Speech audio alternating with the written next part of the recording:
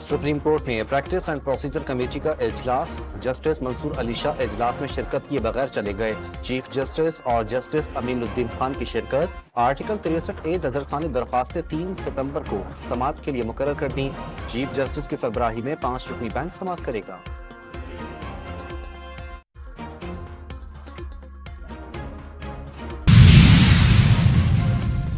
Justice Mansoor Ali Shah ने practice and procedure committee को खत लिख दिया। जब तक फुल कोर्ट सदारती ऑर्डिनेंस का जायजा न ले, कमेटी में नहीं बैठ सकता।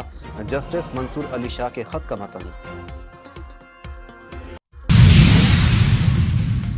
इलेक्शन कमीशन मखसूस नशिस्तों से मुतालिक 5वें इजलास में भी फैसला न कर सका। मशावरत जारी रखने का फैसला। इजलास कल फिर होगा। पीटीआई कौमी असम्बली में मखसूस नशिस्तों की हकदार और सियासी जमात करार। सुप्रीम कोर्ट ने 70 सफ़हात पर मुश्तमिल तफसीली फैसला जारी कर दिया। इलेक्शन कमीशन को उम्मीदवारों के नोटिफिकेशन जारी करने की हिदायत।